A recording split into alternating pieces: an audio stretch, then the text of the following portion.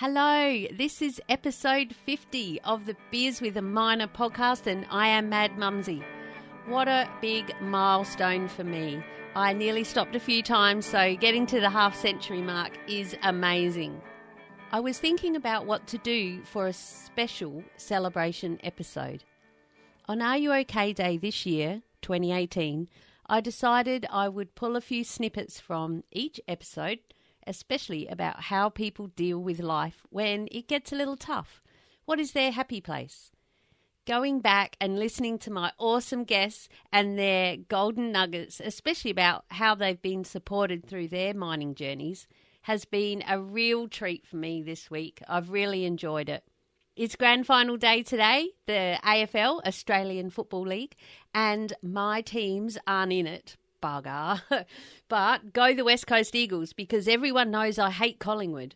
If you're listening in the future, you know who won. Now, I say hate with a grain of salt, but I'm a nice person and I don't really hate people. But when it comes to footy, that's a different story. I was brainwashed at birth. Now, let's dig in. Get it? Dig? Mining? Oh, I correct myself up even after 50 episodes. My name is Mad Mumzie, and I have been driving the huge dump trucks in Australian open-cut mines for over 10 years now. I wish I had $1 for everyone who said to me, "How does a little thing like you drive those big trucks? You must be rich. How do I get a job doing that?" My mining friends are asked these questions all the time too. This is what started the Mad Mumzie journey to share stories and tips from living a mining lifestyle and to let others know what it's really like. Tune in each episode as I sit down for a relaxed chat, usually over a few beers with a fellow miner. Women and blokes with various experience, roles and opinions share their lessons and stories with you. Not everyone's cut out to be a miner, but why not? What does it take to thrive and survive in this industry? Mad Mumzie getting deep now, but it can turn your life around. One conversation. Are you okay? But you said this is the first podcast that you've been on where you're encouraged to have a beer. Is it the only podcast interview you've done? This is the first podcast interview I've ever done. Oh my God, I was hoping you'd say that. I've done lots of interviews. Yes. Media interviews and all that kind of stuff. It's the first time I've ever done a podcast interview. Right. Did you know what a podcast was? Yeah? Oh, this is a podcast. You do? Well, make sure you sign up and subscribe to Beers with a Minor podcasts on your favourite app. This message that comes from you explaining all of that to me is that, it's not just about the balloons and the yellow. It's about that a conversation could change your life by asking if someone is okay and just starting to take the blinkers off and getting everyone to start to be a little bit more aware, to think about it for yourself from within. Are you okay? Maybe not. Maybe you need a hand. Or seeing those around you, and it might not just be at work. It might be your neighbour, and like you say, it could be anywhere. But of course, we Beers with a Minor podcast, we're focusing on mining lifestyle. But more and more, the people I'm talking to, it's just about life in general. And I think that what you're doing is just freaking awesome.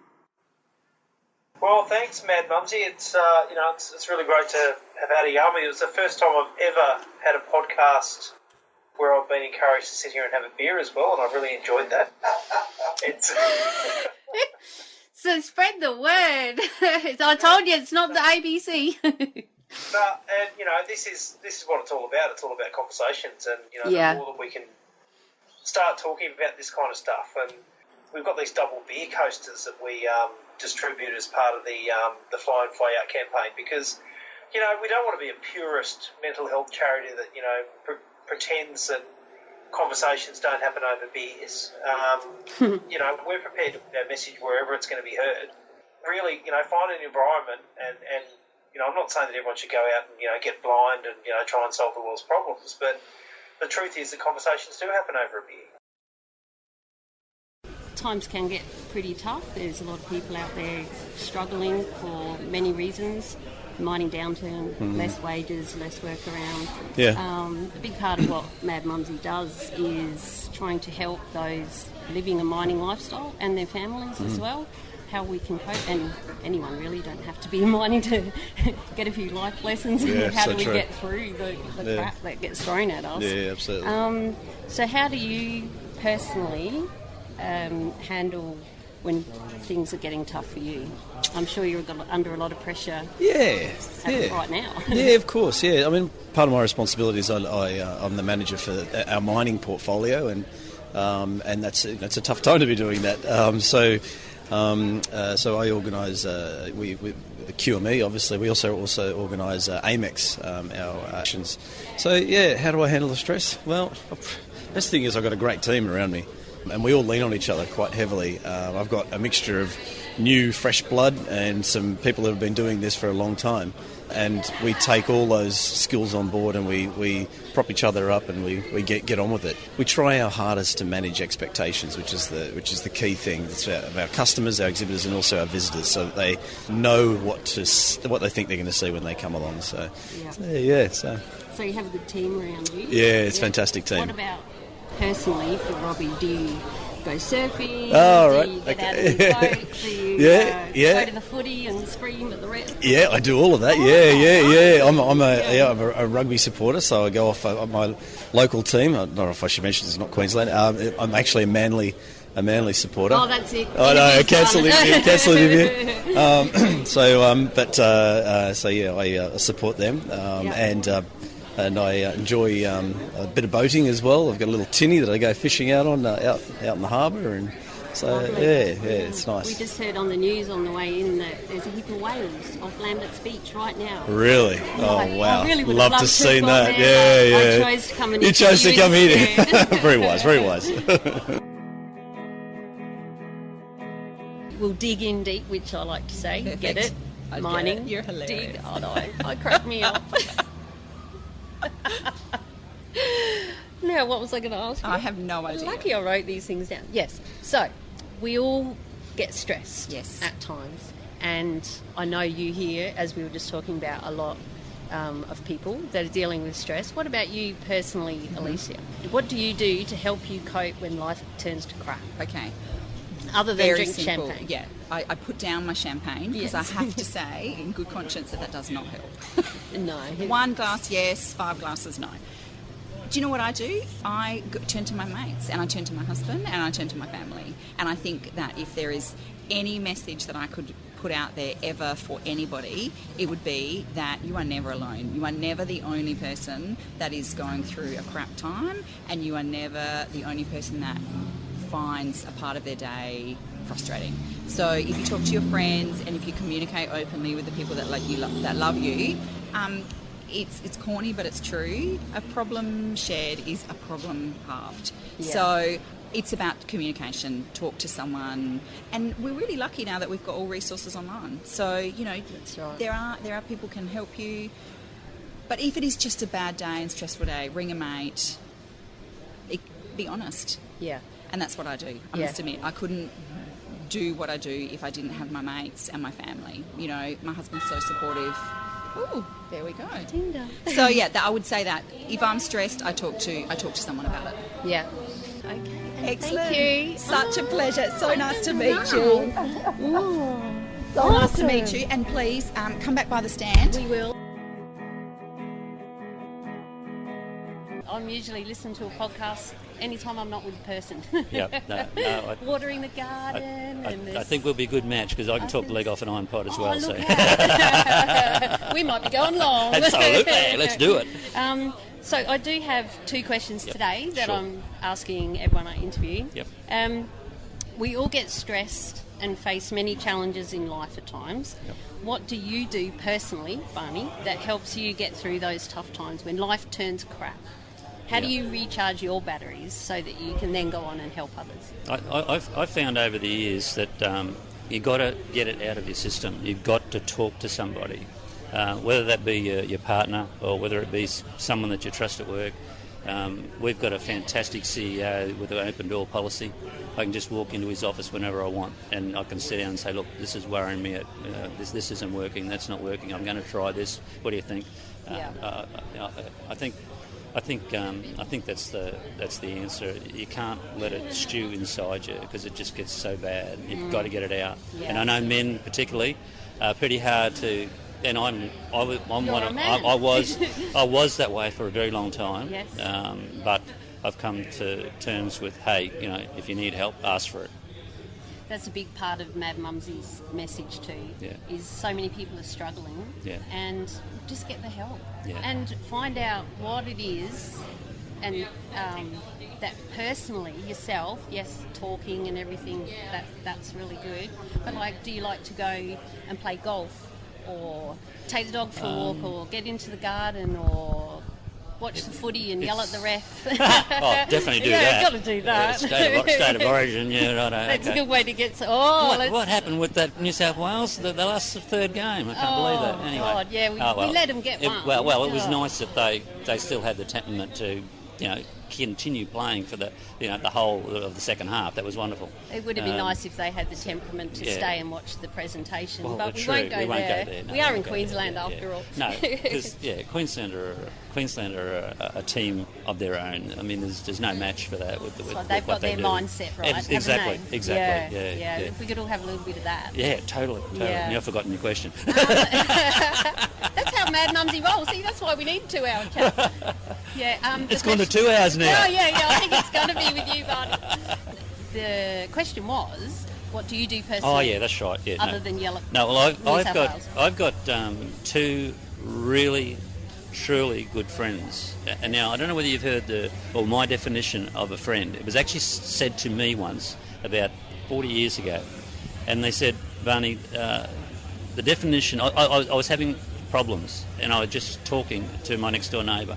And she said to me, Barney, you know what the definition of a friend is, don't you? And I said, no, I don't.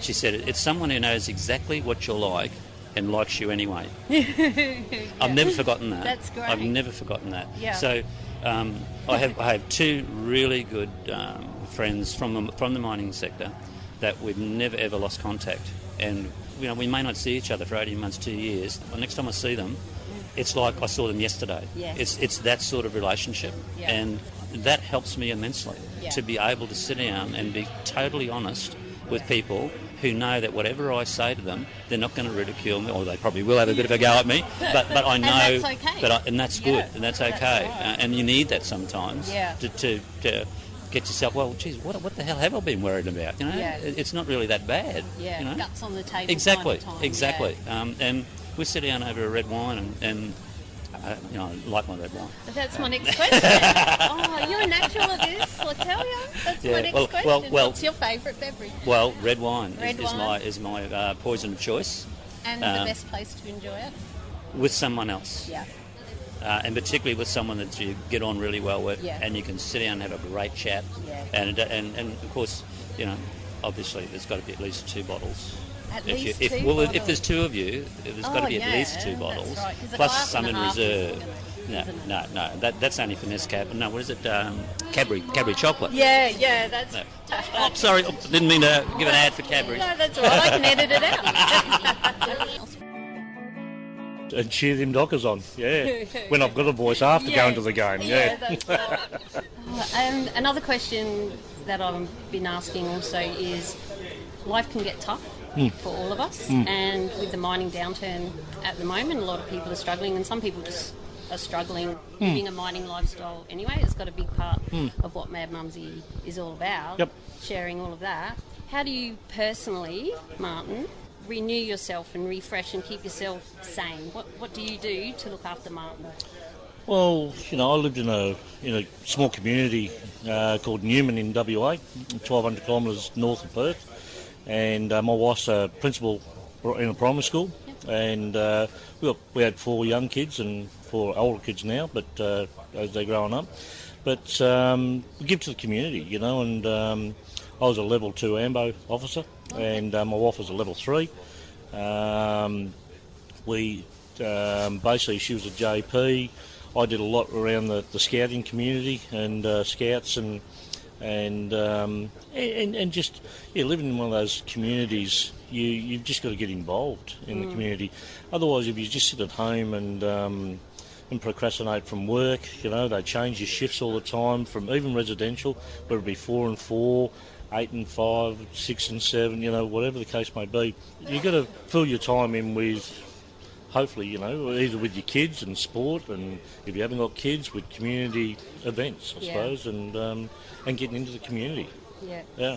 No, that's a really good thing, and it's something, like you say, even though we're working rosters away, many of us, you can still take some time when you are at home to do those sort of things, give back a little bit. Yeah, look, even now I'm here for a week, and my eldest daughter, she's 20, doing a university degree, but I FaceTimed her last night, and we just had a yap on FaceTime,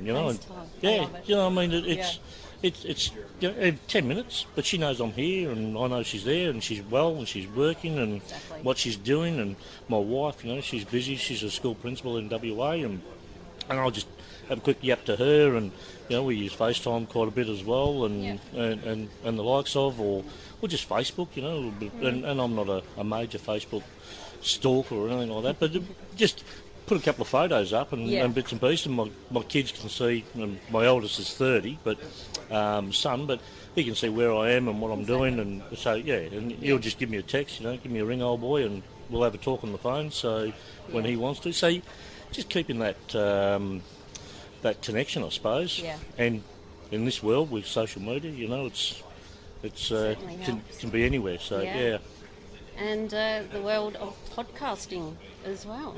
World of podcast. There you go. Yes. Yeah. So you'll have to whip out your phone while you're sitting here. Yep. And search for Beers with a Minor on your podcast app. Yep. Subscribe. Yep. Rate and review. You might want to listen to it first. Yeah. 5 stars. After it's been edited, What did you drink? What was that? Yeah. Cheers. Dear. Now, of course, there's one question that I've really got to ask. Yep. Any chance of sitting in the car and having a photo? Absolutely. Oh, really? Oh, my God, sorry, get the camera. But just don't stand on the side steps. So they're only a facade. So you just might have to give me a lift up. Squirrel your bum in there, and you'll be right. You'll get in. Awesome. Thank you. You get the video out for this. I'll stop this and we'll record it.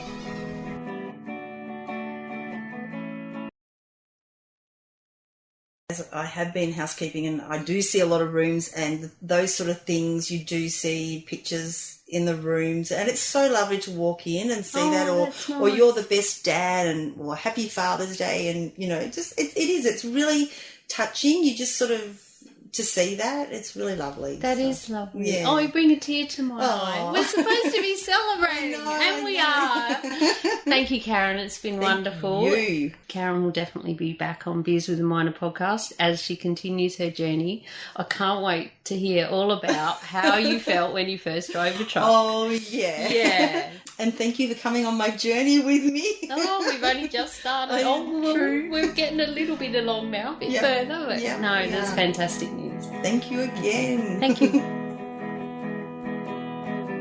Okay, Karen, let's touch now on the first time you actually got in a truck. Yeah. Was that the first time you'd ever been actually in a big truck? Yes. Yes. Tell me how you felt. Oh, take us there. Take us there. Well, gosh. I think you're just so nervous making sure you've got your glasses on, got your hat on. You walk up those stairs thinking, gee, these are steep stairs. I'm going to be doing a lot of this stair walking. Boy, you've got to be fit for that. And it was just amazing. I don't know how to describe it. It was exciting, a little bit of an adrenaline rush. I think even though when you see the trucks on the go line, just looking up at them even before you get on the truck, it's just like, wow, look at the size of these monsters, and then to actually start there, and I just kept saying, I'm a dump truck driver, I'm a dump truck driver, and I just kept saying that over and over. Were you saying that out loud? No. I didn't want the trainer to think I was crazy, but, and it was like, oh, I finally made it, I'm here, I'm sitting in the training seat, but I'm in a truck, I'm in one of these trucks, so it was very, very exciting, and I just want to get going. It got me thinking that if I wasn't a gentle, emotional, at times, soul person, perhaps that caring side of me wouldn't come out. Maybe sometimes each crew, no matter whether you're in a mine site or a male-dominated industry or a secretarial pool, let's face it, doesn't matter what work area you're in. We need all different personalities. We need the strong one who won't take no crap. We need the ones that can see when something's wrong with other people and help them through it. And I like to think that perhaps I'm one of those sort of people. So anyway, I soldiered on. I got through it, and I've got to go back to work with them probably tomorrow. And hopefully I won't get in trouble again. And if I do, I'm going to do my best not to cry. And the camp life is I'm very excited about. I love the bonding that you get with people. I love the camp life. It's what you make of it, the people you meet. No one else in the whole world gets it. There are a lot of people who think, including some of the wives and families left behind, that it's a party and they go out there and they're leaving us behind. It's not a party. Not anymore. And it's not a big orgy either. No, it's hard work. There's not a lot of free time to do anything after work. So I would not swap it for the world. To me, I think of the people in the forces as well. They're away a lot. They're doing such a noble thing, and their families have to deal. And nobody can understand, I guess, what the forces go through unless you've been there, and to a lesser degree, because I don't hold us to that standard. But same deal. Nobody can understand what it's like there until you've lived it, and we're choosing to live it. So let's make the best of it. And I'm always the happy one and try to help morale and all the rest of it. I'm human and I have my days, but I've upset people in the past, often at 4:30 in the morning in the dry mess. Here's Drury dancing to the music whilst getting her crib, and the people say, we've got no right to be this happy at this hour of the day. It's just how I'm wired. Rest in peace, Big T. I share this sad story with you today to help in our healing process, and to remember our good mate and fellow miner Big T on this, the 3rd anniversary of his passing. My hope is to encourage you and your mates, your dad, hubby, boyfriend, brothers, son, uncle, pop, and even your boss to get checked out. This has changed at least one of Tony's mates. He is now fit and healthy and looking forward to living a long and full life. That's what we all want, right? Get a little bit healthier, drink a bit less, be more active, and go to the bloody doctor when things aren't right, and for your checkups. This goes for us too, ladies.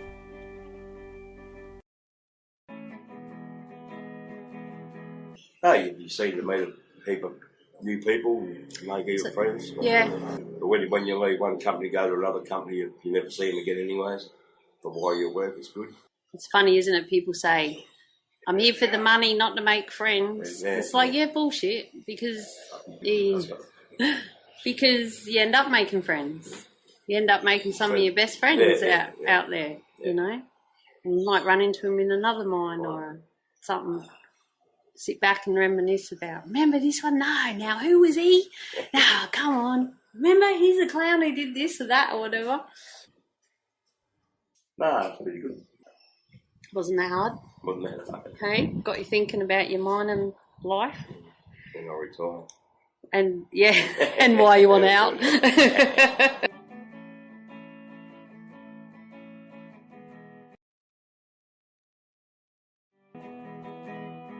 Oh, so that's the wedding you That was the wedding I went to last year in the States. And I've never been to the States, but I turned up at his wedding and didn't know we were coming.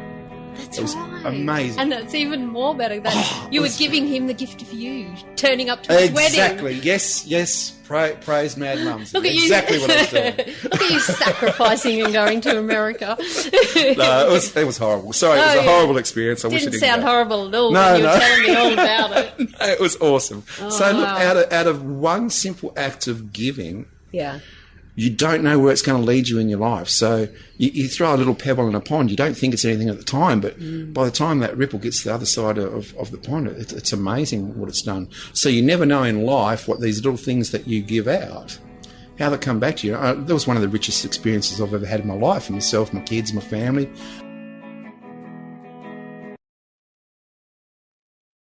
Like many people doing FIFO, there was no induction. There was no, this is what it's like, to the point where my poor husband, he didn't even get told what to take onto the chopper for the ride out to the rig for his first 3-week stint, and he got there and the guys laughed at him and said that his bag was too heavy. But there was no information as, this is what you need to take or you should take or you shouldn't take. So he took a lot thinking I'm going for 3 weeks. But it was through that and the challenges of the FIFO life that I really decided to set up FIFO families, and I ran that for 5 years. I'm stuck in Kalgoorlie. They're going to get us on the first plane they can because, of course, Joe was away at work and my mum was overseas. Yeah, so I said to my au pair, I'm stuck in Kalgoorlie. She said, okay, that's all right, but I just want to tell you that your daughter and your eldest son, so my 1 and my 5-year-old were vomiting, and I thought, oh, my God. And I thought, is it gastro? Is it something worse? Far out? What do I do?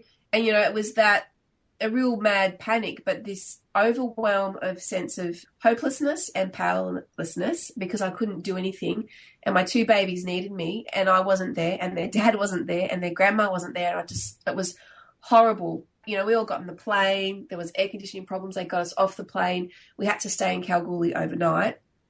I think I got back at 11 o'clock the next day. I rang a neighbour across the road and said, please go and check on my kids and make sure it's just gastro. Everyone was okay. It took me about a week to get over the guilt. But the snapshot was, which I hadn't really considered, I went, oh, my God, this is what it's like for my husband when he's 3,000 kilometres away in the middle of the ocean. Something happens at home and I ring him whether I'm stressed or the kids are sick or, something's happened, and he's 3,000 kilometres away and cannot do a goddamn thing about it. And then he's got to go to work.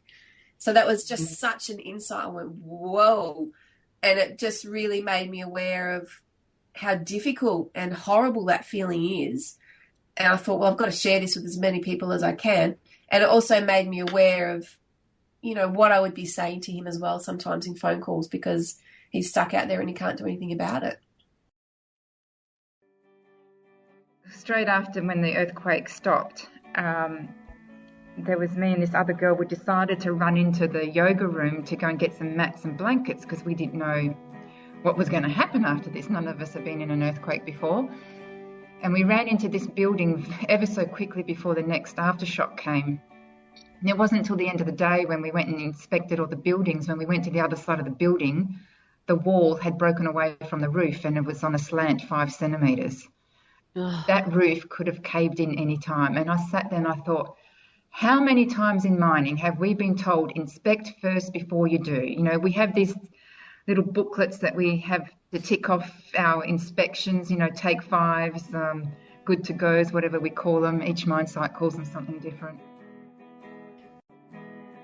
My husband's boss come over one day because they both bought new motorbikes and decided they were going to go out and play with their toys. So he was over and we were talking about, at the time I was developing relationship and resilience tools within my business, and we were talking about a few of those. And he said, you know what, you should write a book for FIFO.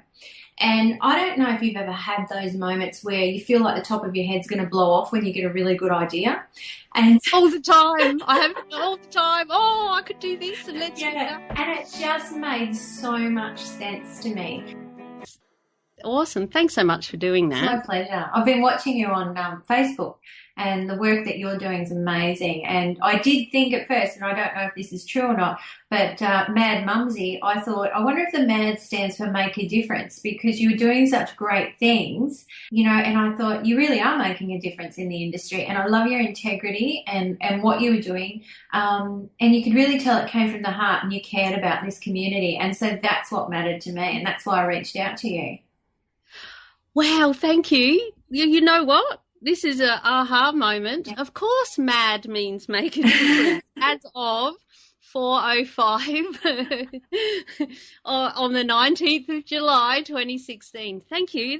That's awesome. I think it's more because my kids thought I was a bit mad. They've been calling me Mad Mumzie for a long time. Yeah, me. Oh, it was kind of just my alter ego, and I started off just blogging about hippie kind of stuff, and then I saw a need to express about living the mining lifestyle, because really, I know in my intro I say so many people ask me the same question, and it's true. They're always asking, oh, how do I get a job in the mines, and how did you get in, and are they really that big, and and you must be rich. I like how a lot of people will say, you're so lucky to be earning that type of money. Oh, but I couldn't do it and leave my family. And I think you just shouldn't say either of those things, and instead of saying, I wouldn't do what you're doing and I don't know how you do it, how about say, how am I? Without asking you how you're doing it. Instead of going, I couldn't do that to my family, or, you're so lucky. And you think, I don't think we're lucky. It's just choices and hard work, like anything. That's right. And I guess people that see it as lucky are perhaps people that have tried to get in and it didn't all fall into place. That's another big thing that I say is there's no magic phone number. No. They used to say, can you just write down where do I go to get a job in the mines? Like, hey, what? What sort of job do you want? Where do you want to live? Yeah. Do you even know any of the options available? Yeah. Yeah, it's an absolute minefield out there. And because my daughter's trying to get out there at the moment, and she's really struggling, and her father works out there. So it's almost a part-time job, just looking for a job in the mining industry. Believe in yourself and have pride in yourself, I would say, and don't fall into just being one of the blokes. How do you, Lynn Olsen, my mum, when life goes to shit or when things get tough, we all need to have strategies to get us through those times. What do you do in day-to-day life that makes you know when things go bad, you have a way to deal with it? Well, as we touched on before, I took up painting and it became my passion, particularly when I eventually left mining at the age of 62, I think. After doing a half squat for a medical. Totally out of my system, and decided, no, I'm going to be an artist. So I put my heart and soul into being an artist, and I'm getting there. I'm gradually, with a lot of help from you and my family, my support group, becoming reasonably successful. So I go to my happy place, and I suppose what you're trying to say is, what is your happy place? Yeah. And my happy place is my studio down in the backyard, surrounded by my art, music on, fan on, because we're in Queensland. If it's too hot, the aircon, but I don't use the aircon much. It's usually just the fans and the music, and I just paint. And I'm totally engrossed in what I'm doing, and I just forget about it, whatever it is, bills, health, family problems, whatever. Yeah. And that's how I de-stress, because I'm really, really happiest when I'm painting. Oh, that's lovely.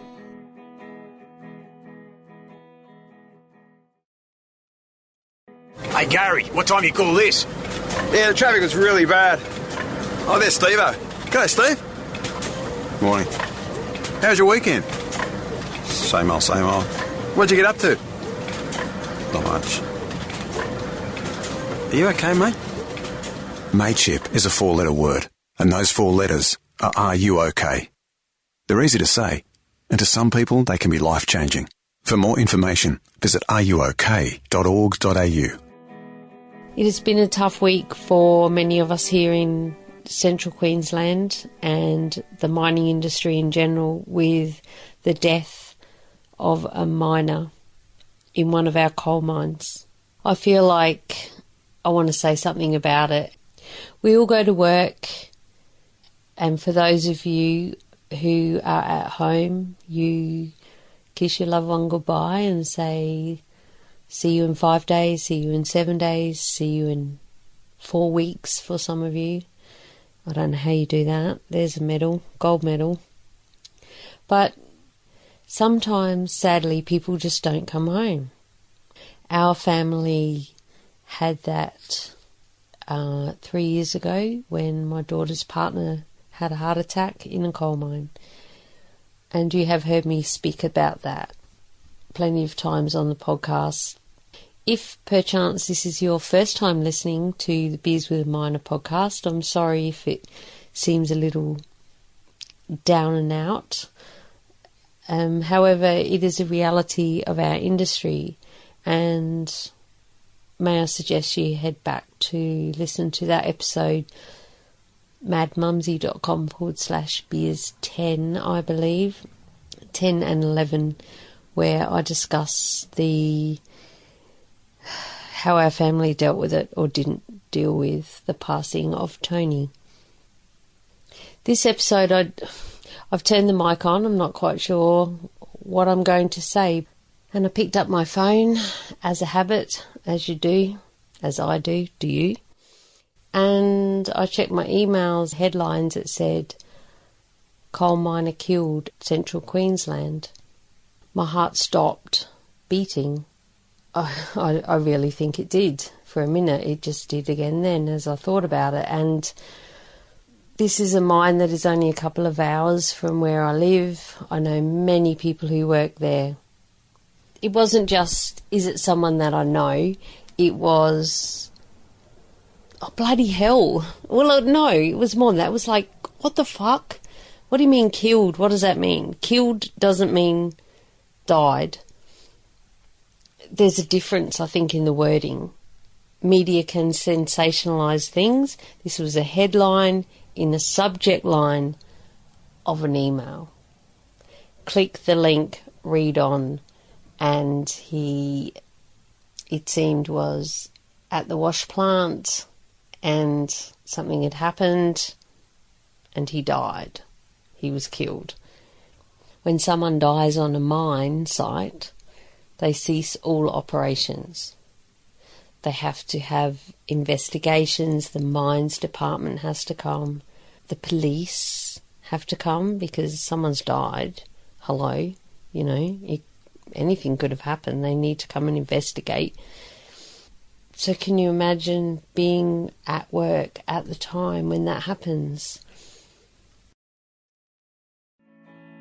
4 foot nothing, 65 kilos wringing wet. I wish. She operates a 360-ton haul truck with wheels that are like 4 metres high. Anyone can do it. There are people shorter than her who operate as big machinery. It's not how big you are and tough you are. You just got to have, as we say, a little bit of mongrel in you. We're working on it. We're working on it. Oh, we need a hug now. Wow. I love you. I love you too. Oh. And are you okay now? I am okay. I'm not really okay, but I'm okay. I'm getting there. Yeah, a couple of my friends have the same problem, and I need to talk to them more because I need to know where they are, and maybe I can help them. Maybe they can help me. Yeah, that's right, and that's exactly what we spoke about with the CEO of Are You OK? In episode 19. That was awesome. Thank you for sharing that. That's okay. I wasn't expecting that. But when I come home with my family, then we do shit together. We do shit together. Yeah. And, I occasionally, I'm not a big fisherman. Everyone thinks you live in Queensland, you buy a boat and you go fishing, catch barramundi on the Great Barrier Reef. But that doesn't happen. I go fishing maybe 2-3 times a year. I always have to call into the fish and chip shop on the way home because I never catch anything. But now you got a new cookbook, you can buy fresh fish and cook it for us. Yes. Because, see, I always believed that something my father told me as well was it's not about catching fish, it's about going fishing. It's about just being there, relaxing, even if you don't even bait your hook, whatever. It's about going and doing something that you want to do. So. And it's an opportunity where you sit down and shoot the breeze, and you just might have a chat with someone. Yeah. It's the ideal time because there's no distractions. And, yeah, me and my dad, we used to have a lot of talks. Yeah. I used to go fishing with him. But he always used to say to me, 2 things you'd never, ever take fishing, kids and dogs. Because you never know where they are, and they always want to go home. Oh, yeah. Oh, dear. So, what else do you do? So you don't really go fishing as your escape? And I know you haven't got a bike, a Harley. No, you used to have little bikes. I never had a Harley. I would never buy a Harley. They're overpriced, overrated, I think. But... each to their own. Each to their own, exactly right. And so what is your own? What is your thing that you do like? I still love to make things out of timber, whether it's furniture or shelves or something or other like that. But when I go out, wherever I go, I have always got my camera with me. Because... Lynn being an artist, always looking for subject matter, and that could be a palm tree, a leaf, a flower. I find that this week I sit down with a good mate of mine. We'll call her CW, and she's actually one of the first people I ever trained to drive a truck.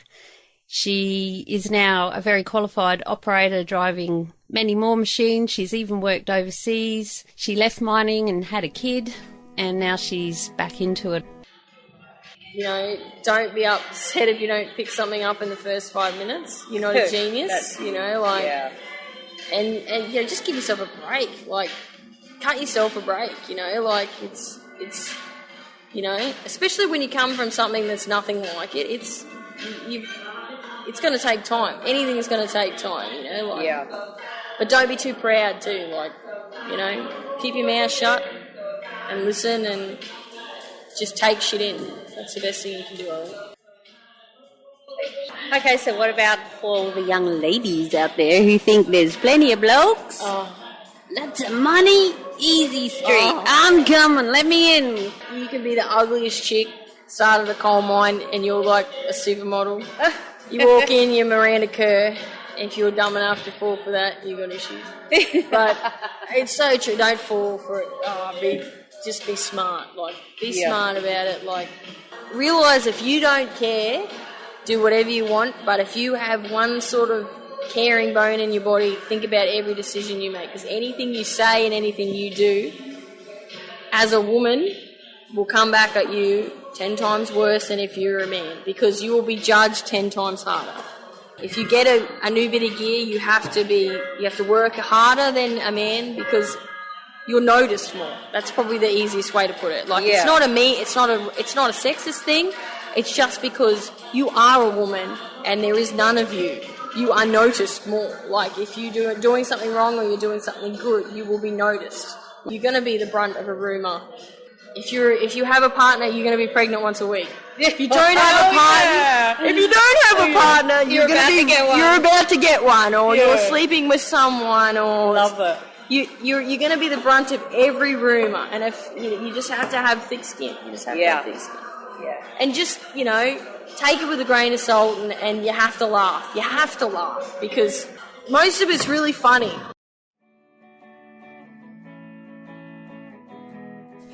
How anyone gets by without being an accountant. It must be terrible. Well, we don't. That's why we need to hire accountants. And thank you so much for being my first sponsor on the podcast. A little bit excited about it. And for helping spread the Mad Mumzie world and all of your encouragement over these years, even though some of it's been a bit mean sometimes, but that's more on the personal money side of things. When it comes to everything I'm trying to do here, we're on the same wavelengths a lot of the time, and when you gave me a tip about Facebook, that was it. We were friends for life.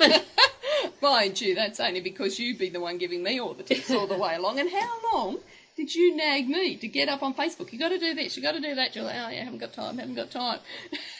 But now you're starting to see why people do it. And you enjoy it, don't you? Yeah, well, it's a good way to step away from all the normal part of business and start doing the other things while you're travelling. Well, writing's a bit addictive, once you know that yourself. I do, yeah. My official title with the Bantax group is Publicity Tart.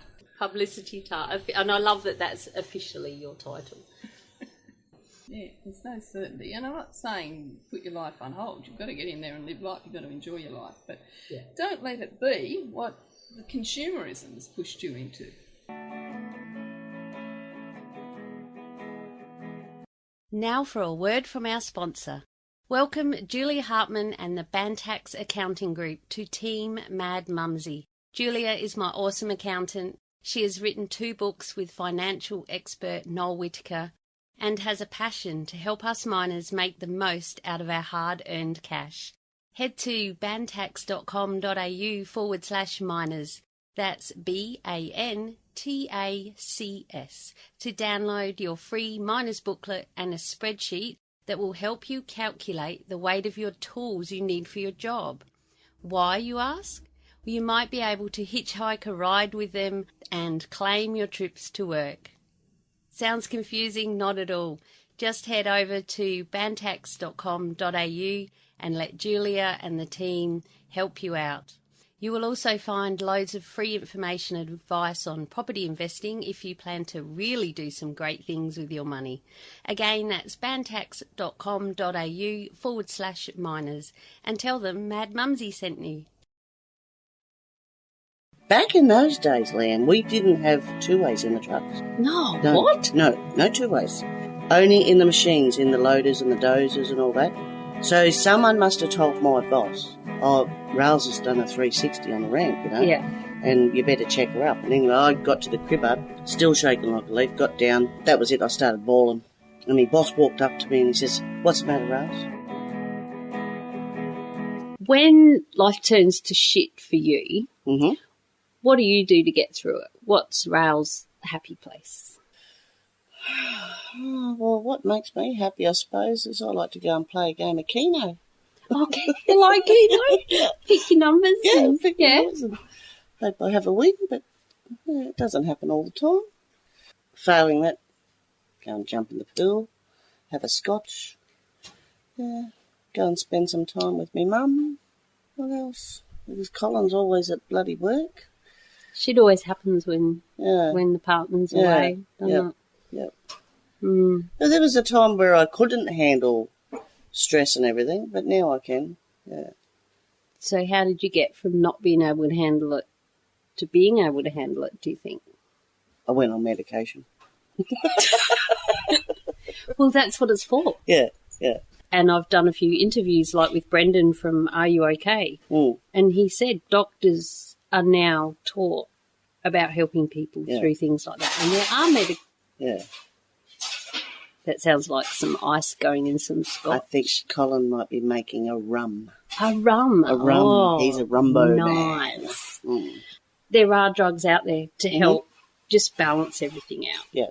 Yeah. And I know a few people who have done that and they are fine. Yeah. And if that's what it takes and if that's what you're struggling with perhaps, go and see the bloody doctor. Exactly. And that's what I say as well. It's a big message from Mad Mumzie. Go to the bloody doctor when something's not right. Yeah. It might not be physical, like, your foot's blown up because you got gout or something. Yeah. It might be in your head. Yeah. If shit doesn't feel right, go and have a chat to someone. Well, I've been on depression tablets for years now, and I notice if I forget to take them. Yep.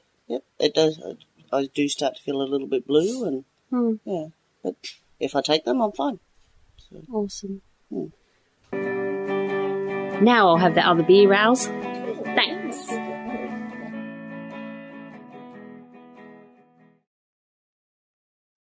We put a battery in one of his bags one day. Well, I did. A car battery. Right, his work bag. Yep. So when he wasn't expecting it to be so heavy when he picked it up. And the whole crew had a good laugh. Yeah. So just things like that. I'll have to think of some pranks to pull on you at work next time. Only good ones. Everyone on crew has a problem, has some sort of drama, and I think that's where they get that "Are you okay?" from. Are you okay day? Or you got to ask that. But... You know, I interviewed the CEO of Are You Okay? Oh, rightio. Yeah, Brendan. Yeah, and we spoke for ages about all of this. Yeah. You have to listen. I will. I'll listen to that one. Yeah, no, when I did come back to work, I realised how everyone just wanted to help. They just wanted to see if you're okay. You didn't need any help. Oh, that's and so it was good. Yeah. Oh, I'm going to cry. And like the crew that I was with at the time, it was my 5 and 2 crew, and they were just all worried about me, and because I had the full week off work, and I was missing so many phone calls, and I didn't want to talk to anyone. I was just isolated myself, and that can be dangerous. Yeah. So we got through it, and when we come back to work, they just made it easier. Yeah. Yeah. Back to your little family cocoon. Yep. The other family. With the annoying frickin' brother. That's what I said to Zoe, you were. Oh, this fella, he's one of those annoying brothers. Yeah. But tonight, I see you as a nice brother. No, cool. And a lovely fella. Cheers. And I'm proud to know you. Cheers. Who would have known you were 20 kilos heavier? I thought you were just a gym junkie forever. Young 18-year-old whippersnapper. And you're 28? Yeah. 28? That's I feel the same older. age as my youngest daughter. That's why I'm like, it's the nana in me and the mum. The mum, not the nana. Okay, I'm not that old. Once underground, everything down there is trying to get you. The electricity, it's real high voltage. All the pressures in all those chocks and everything is extra high pressure. It's higher than anything that's up here. And then you got all the dust and diesel and the roof trying to fall in. The gas has got you. Look. So why do it? Just fun. Speaking of getting the shits on, is there toilets down there? No. Right. So I've heard a couple of varying degrees of stories. So what do you do? If you ever see a rag on the ground, pick it up and wipe your hands. You'll be right. Well, you just do it anyway. No. Yeah, the wash won't get it all. On the belt. Yeah. Yeah. That's Everything goes on the belt. Or it goes in the cove. Yeah. More money to be an open gut. And cruisy a lot. You don't even feel like you're mining. You're working for the council. Yep. Yeah. Really? Do you feel that strongly that it's not mining? Yep. Yeah. You do. Shifty does. He's adamant. Yeah. Yeah. It's not mining. It's not what you just move call mining. Yeah. And that's fair enough. Yeah. That's like just hearing what you've described is I can understand why you would come to that conclusion. But are you enjoying what you're doing now? It took me a fair while. I'm starting to really enjoy it now. Yep. But yeah, I was ready to throw it in. No, really? Yeah, like for the first 3 months, that was it. I was going to throw it in and go. Yeah. But yeah, now I've sort of got it half sussed out. Yeah. Persevered and got through the heart. Yeah. That's good shit.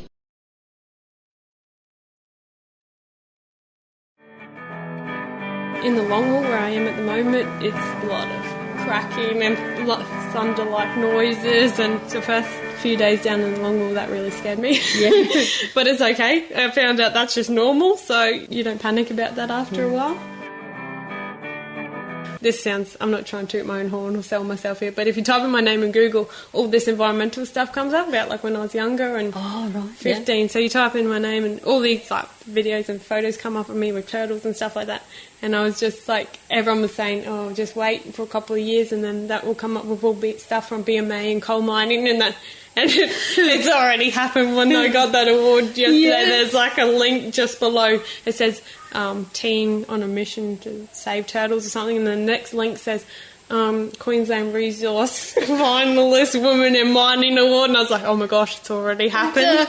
So for all of your crew members listening, you were right. Yes, they were right. 100%. It's already happened and Google knows about it. So the turtles know about it.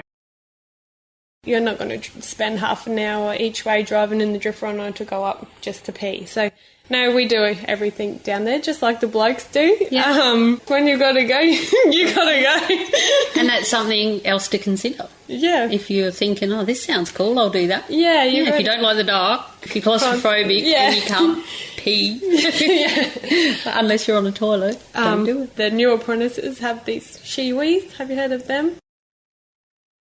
Sitting in a donga and it's 43 degrees. Something like, what the hell am I doing here? Yeah. You know, this sucks. Yeah. Bring a photo of your boat. Yeah, and exactly. think, I'm only here because I'm going to do that on break. I would say meditate about your boat, but we won't say that because the bloke's probably going, meditate. That's what I think. I don't do meditate. But you might look at your boat and go, right, now next break I'm going to paint that. I'm going to, whatever they do to boats. As an example, take a little piece of it with you. If it's family, bring a picture of the kids. Your tickets, licenses, trade certificates and other qualifications all in one location, and you can then upload an image for each and add your resume, and then we give you a really neat PDF representation of all of that. Ex-Russian military copter, like this massive military one, and it was so loud, like, you know, talk about hearing protection, it was crazy. What was the thing you struggled with the most when you first started? Well, I mean, we were running a tech, so the Wi-Fi was a bit patchy out there, believe it or not, and so that helps you connect. You know, that's sort of your way of connecting with people. It's your only way. Yeah, and jump on the phones or whatever. But yeah, it's like I found that, you know, there's a sense of isolation, I think, some of the time, and Facebook can be a great way to keep in touch, but you can also see what all your, what all your mates are doing that aren't at site, and there, you know, that was in. Back in Perth or Melbourne or whatever, and you know the things that they're getting up to and having fun, and sort of so obviously is missing out on some things, but you also know that you're doing it because you're whether it's creating more financial benefits for yourself or it's just a learning process, you build your skills, and then you really enjoy the time that you have off as well, right? Like your breaks, you can really make the most of them, I think. So that's a good segue into what is it that you enjoy doing when you are on break? What is your happy Drinking place? beer, is that allowed? Or beers? Listening to music and having a swim, believe it or not. So whether that's in a pool or at the beach, and just really relaxing. A couple of beers are always good on on an afternoon on a balcony or somewhere and looking out with a bit of a view, or next to the beach or overlooking near the pool. So, and what sort of beer? If you're not there to get your own washing out, well, the conveyor's got to keep moving, mate. So we're going to do the right and put it in the dryer. Yeah. So if you've got clothes in there that you don't want to be put in the dryer because they're going to be wrecked, well, you feel free to get back here when your washing's finished to ensure that no kind soul wrecks your clothes for you. Otherwise, bite me. Yeah. It's just how it works. I don't know if that's harsh, but everyone knows that. You had your shot as a dump truck operator. How long for? Oh, it was about 3 months. 3 months? Yeah. Yep. I mean, I love the driving, don't get me wrong, but there was a little bit of politics, I guess, along the way, and I still wanted to follow my passion, which was the reason I was getting into them in the first place. Yes. So I've just done a little bit of a shortcut and gone back to Melbourne. Ran out of cash, so I thought back to the mines and I'll go cleaning again. Yeah. And was had open arms to me, and went back to the same place. And I don't know what happened, but I ended up in the laundries. It's good to have people who are still conscious of the environment, working in the industry, not as a greenie going undercover to try and bust the arse out of someone, but just to go there and just see, like, the little things that we can do. Look, coal mining's happening. It might stop one day, 50, well, who knows when. Yeah. But in any industry, we could still come. Oh, I'm getting all thing about vinegar. But in any industry, you can be looking for ways to make it a little bit better for the environment.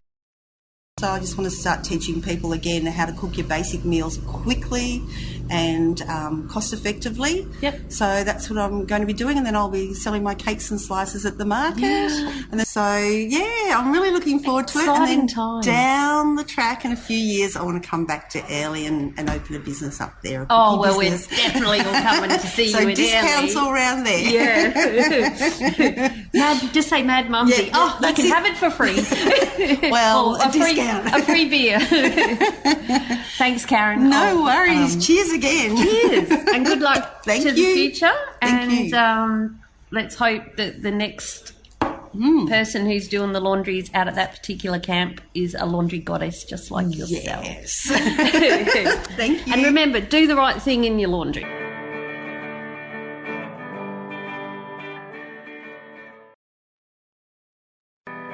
The anti-aging and longevity chapter is called Getting Long in the Tooth, a chapter on bloke's health, Sheila's health, on a mental health chapter called Black Dog.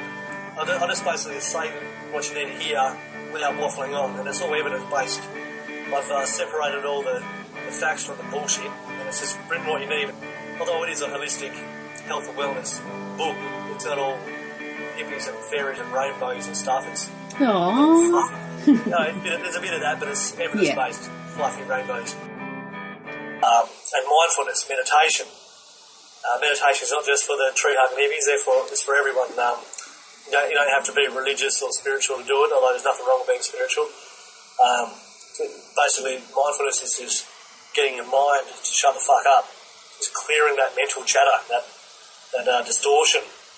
And there's nothing. I mean, that's clinically proven to make yourself smarter, reduce depression, anxiety, help you sleep better.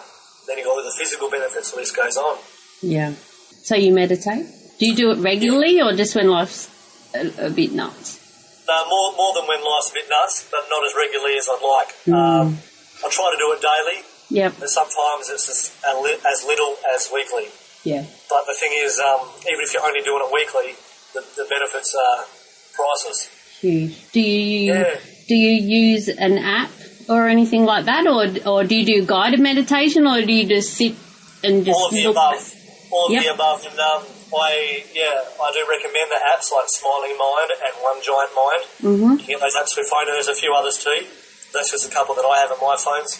I used to run meditation classes up on site. Oh, really? Did you get many people going to meditation classes? Depends what site I'm on. Yep. But on a smaller site, it'd be like one or two. Mm-hmm. 1 or 2 or 3, and on bigger sites up to 20 or 30.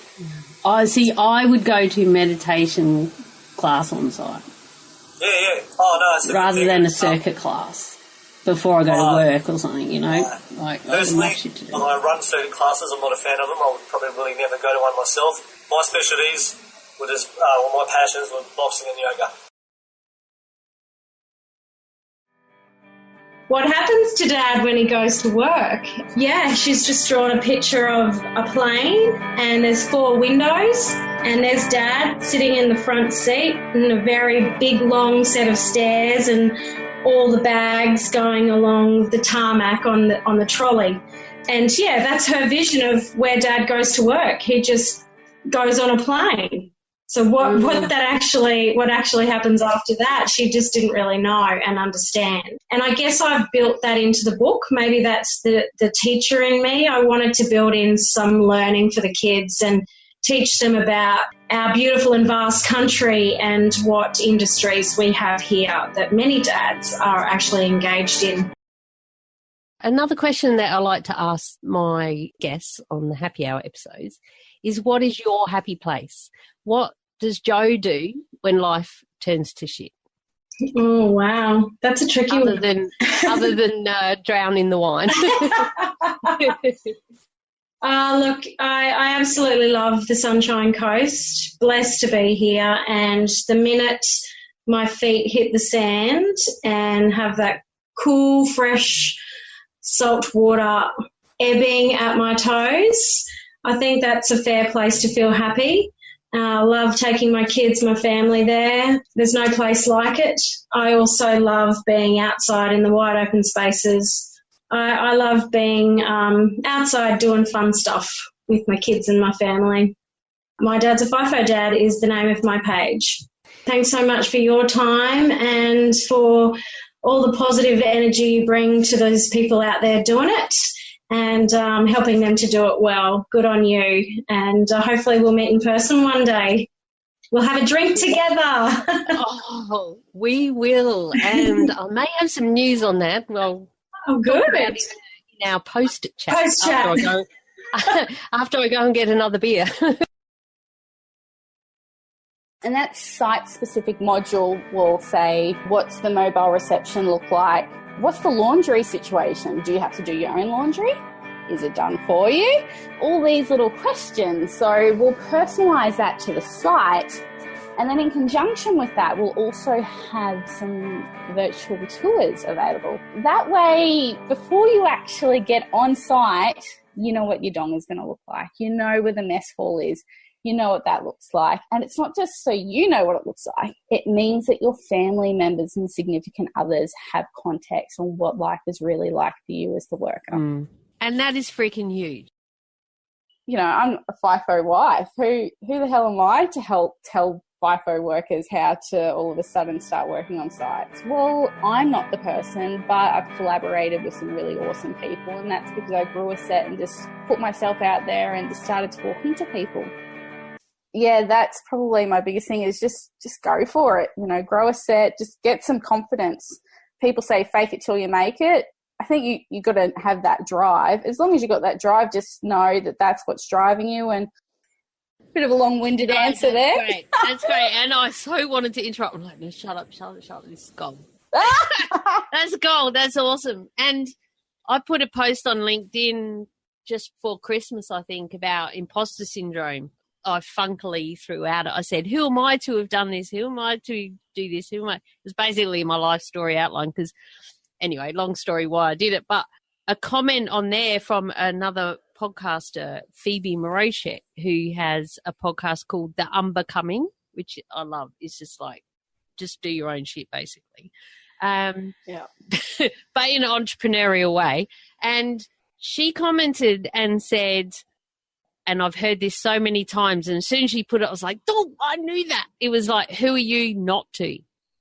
And it's like who are you to tell people or help people about living a FIFO life or being a FIFO partner or whatever? Well, who are you not to?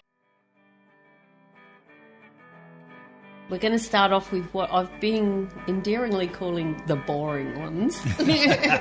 Because they're boring to us because we hear it all the time. We hear it at our pre-start meetings and it's in all the SOPs and JSAs and everything you're about to understand what they are. We're going to run through some of those and then the fun begins where we're going to talk about some of the other terms that you won't get told when you're in training. You'll just hear them on the run, so that'll be a bit more fun. So we'll get through the boring ones first, hey Baz? Yep, I reckon that sounds like a damn fine idea. Also be warned, some of these may offend and be explicit in nature. Mm-hmm. But you know what? That's mining. It is. And if you can't hack that, do not do it. And you have to have broad shoulders. And laugh at yourself. Laugh along with it. Where do you want it? And what we truckies say, the dozer operator on the dump if we can't read his mind. I tried to read a dozer operator's mind once, but it was such a short read I had no information whatsoever. We were going to be serious, but we're in the... No, this is the giggles glossary. It's the giggle glossary, okay. Serious is gone. You haven't seen this list yet. This will be fun. This will be fun. Starting the most important one. That's a carton. That's a carton. Yeah, if you stuff up, do something wrong, you buy a carton of beer. And it's shared, usually with the crew on a particular day, usually on day shift. Second to last night, middle of the week, whatever, and everyone gets together and you drink the cartons. So when you come out, bring $50 because you've got to put on a starter's carton. Starter's carton, finisher's carton. Finishing carton, yeah. Righto, Baz, get your gear, get out the truck, go to the go line, come to pick you up, and everyone will be like, oh, pineapple time, Baz. So if you hear pineapple time, it doesn't mean you're getting one. We always assume, oh shit, what have I done wrong? But you might just be going to get another truck, or for you might be going to train someone or whatever. That's it. Yeah. I might have to train some of you guys. Look out. Yeah, look out. Okay, it's not rocket science. Just line up the teeth. Pedestal dwellers. They live on a pedestal. We call them pedestal dwellers. They call themselves digger drivers. Oh, or digger operators. Yes, because they're up there above everybody else, and they're God. Yeah. They are God. I dug 300 loads of dirt today. Guess what? I broke the record. You know what? It's not rocket science. A digger operator is only as good as his truckies. Well, and that is a saying that is further down the list. Digger driver is only as good as his worst truckie. But what it means is a frustrated digger driver telling you where they want you to line your truck up so that they can load you. Yeah. They're like, just on the teeth, which you'll hear a lot. Yeah. Upper is another one. Yeah. So you might call up and say you're coming around or do this. Yeah, upper. Move it. Up it. Yeah. So that just means, go and get. Do it. Just do it. You can say this. Oh, yeah.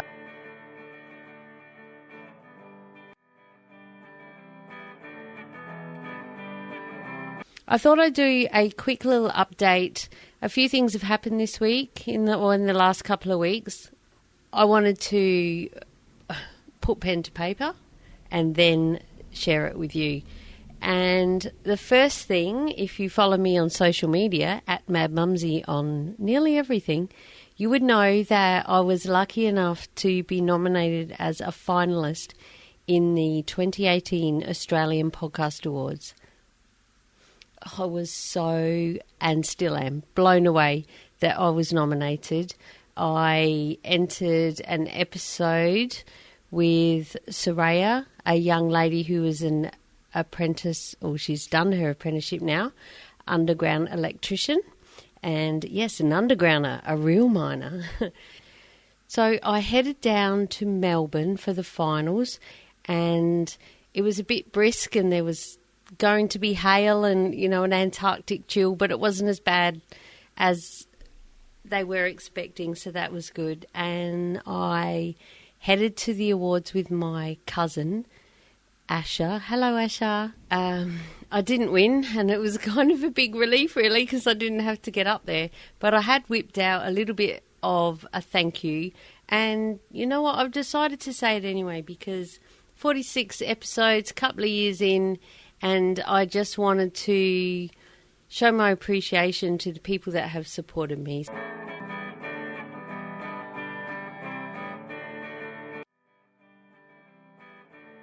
BHP Southflank is predominantly going to be an autonomous mine site. That's what they're aiming for. So you'll have your technical people that will still be required on site, and you'll have some form of operations type personnel, but you're definitely not going to have the number of crews that you would have had, say, 8, 10, 12, 15 years ago as far as operating mobile equipment. Now, in saying that, I've got a girlfriend who's a heavy-duty diesel fitter. When Rio first started looking at the whole autonomous truck type thing, she, obviously they had to retrofit some of their trucks. Now, that costs tens of thousands or hundreds of thousands of dollars. But then where they're spending money on technology, they're saving money on salaries, I suppose. So, obviously it is beneficial to the mining company for that, and not only just purely for a money cost-saving exercise, but obviously safety as well. How many times do you hear that a tyre's caught fire and all of a sudden someone's going to have to jump out of the cab or whatever it might be? No matter what, in any industry, we're going to all have to sort of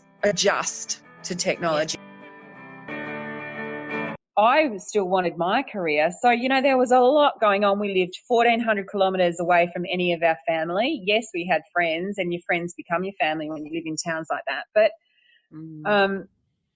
for me, and you're right, with the whole technology thing moving in the direction that it is, I think people need to be really clear on having some idea about what they think they want to do.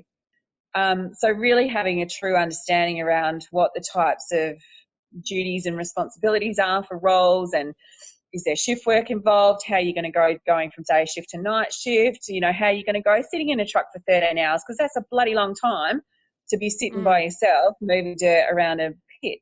And I'm just using that as an example, but I suppose for me, thanks. I suppose for me, going from recruitment and then looking at it from a different angle and wanting to help people understand what career pathways they're suited to and how I could assist with that. That's sort of really where the Resources Hub was born.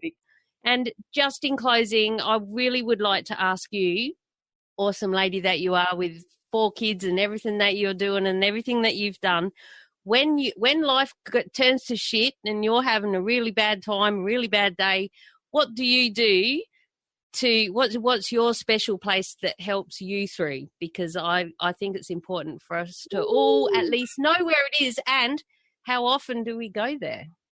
Not necessarily a place. It can be in your mind.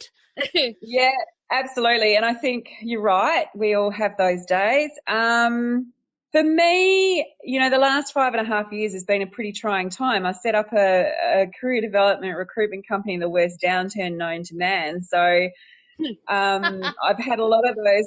I've had a lot of those rocking in the corner, kind of, you know, in the fetal position moments. But I'm a pretty positive person at the best of times. You know, I've been through a bit of shit in my life, and I'm grateful for every morning that I wake up, and I'm grateful for the fact that I've got a beautiful family and an amazing supportive network of friends, and I love what I do. I do what I love, and I love what I do. Just open your eyes to some of the things that are going on around you and wonder, is it equitable for everyone, or is there some way that I can be helping other women? I certainly found that was my key to succeeding, is not by in any way wanting to draw attention to myself, but by making sure I was really amplifying and supporting the women around me. And that I found really helps, and you can then have really fantastic networks, not only with the men you work with, but the women as well. And you're all going through similar things, and there's ways that you can be supporting, and, you know, podcasts like this are a fantastic example. Let's change gears a little bit and talk about your hashtag Celebrating Women, which became a movement that you created. It was in 2017, that's right? Last year, yeah, that's right. What made you start that? And can you just tell us the story of Celebrating Women? I posted her answers and some photos on Twitter. I didn't tell anyone it was my mum. And suddenly people really liked it. They enjoyed her little story. And I thought, okay, suddenly my Twitter feed felt more positive than it had the day before. And so never wanted to do things by halves. Then and there, I made a very public commitment. I was going to celebrate 2 women every single day of 2017. And so I had no idea where I was going to find sort of 730 odd women, and was really nervous that this was just going to fizzle out and I was going to look like a bit of a douchebag for even suggesting it. But I went out there, and I never do anything, you know, half-heartedly, and just kept tweeting saying I'd love to hear from women, and the same 4 questions. I never changed sort of the pattern or the how it looked, and it was remarkable. And in the end, by the end of last year, I celebrated, including yourself and your sister, 757 women from 37 different countries, and it was just nothing I could have imagined. Oh, yes, it has been in a lot of things. So, it's just so exciting. Hey, but I've got some exciting news I haven't shared yet. Oh. But you might like to get the scoop. Mad Mumzie loves the scoop. I know, I figured you would. In the back of this new book called Womankind, every single woman who was part of the campaign is named. So there's a whole Celebrating Women roll call in this book, and lots of the women who were part of it are interviewed and getting their thoughts. But I just wanted you to know your name will be there in a book. You'll have to go into a dinner and sign up, or wherever. I'm not endorsing any bookstore, anywhere you go. Yeah. But yeah, there's all of them. And so, I mean, now think about yourself. Who would have thought that having your sister nag you to do something and you go and do it, and now you and I are on a podcast talking about it, and now you're going to find your name in a book. I mean, it's just amazing. Wow, what a mission that was. went a lot longer than I thought, but I couldn't miss anyone out, and there were so many golden nuggets I just wanted to share, and it certainly took a lot longer than I thought, but it was a journey I enjoyed, touching base again with all of my episodes. I hope you enjoyed the nuggets I chose for you and that they inspired you to keep your chins up and to live a great life. Maybe it inspired you to reach out to someone else and start a conversation to see if they are okay. Thank you to all of my guests for sharing your journey with me. I honour and appreciate each and every one of you so much. Just like you, my dear listener, I love knowing that you're listening to my words, and I hope that they are helping you in your mining journey. On this 2018 International Podcast Day, I am inspired myself to continue for another 50 episodes. So look out, I'm still going to come at you. If you want to come on the podcast and share your journey, please hit me up. Head to madmumzie.com or on any of the social medias. That's MADMUMZIE. Thank you so much for listening. Until next time, stay safe, be real, be special, and have fun. For we only live once. Cheers. Oh, and P.S. West Coast beat Collingwood in a nail-biter.